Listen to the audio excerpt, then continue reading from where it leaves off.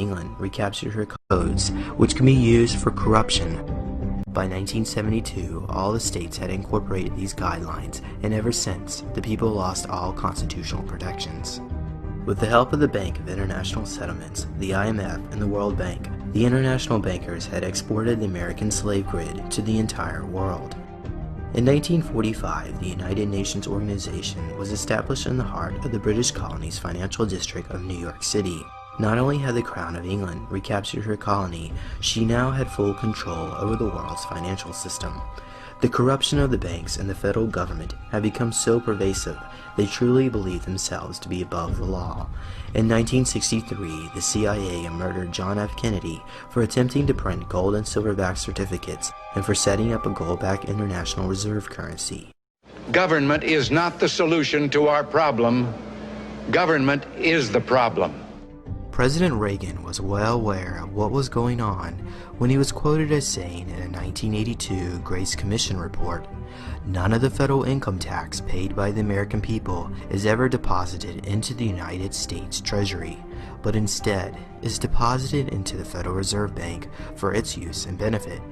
When President Reagan was elected, one of the first things that he did was appoint a blue ribbon panel of business people headed by Peter Grace, and is commonly referred to as the Grace Commission. And their job was to research all the various areas of the federal government and make a report. One of the quotes from the Grace Commission is, "100% of what is collected is absorbed solely by interest on the federal debt. All individual income tax revenues are gone before one nickel is spent on the services taxpayers expect from government." I believe that in both spirit and substance, our tax system has come to be un-American. Death and taxes may be inevitable, but unjust taxes are not. In 1981, Reagan attempted to place the United States on a gold banking system, but before he could,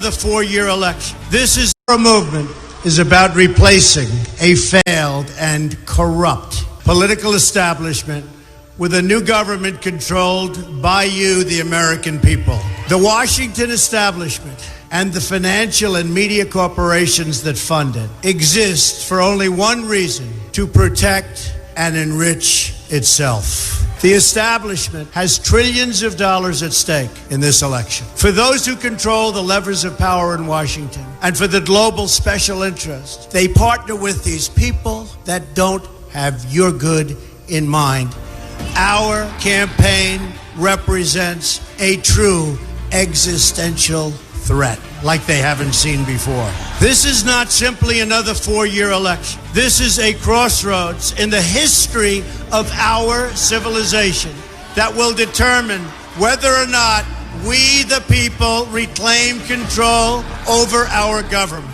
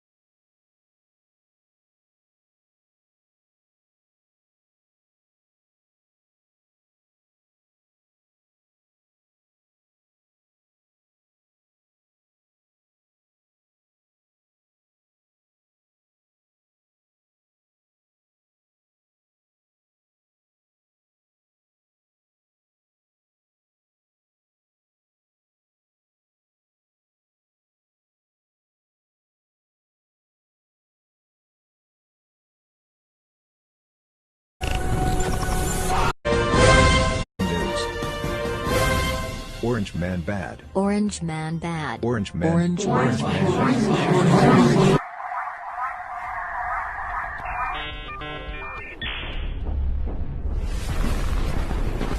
Orange man bad. Diversity is our strength. Gender is a social construct. White people must be abolished. Real communism hasn't been tried yet. He will not divide us. This team is dehumanizing. Why?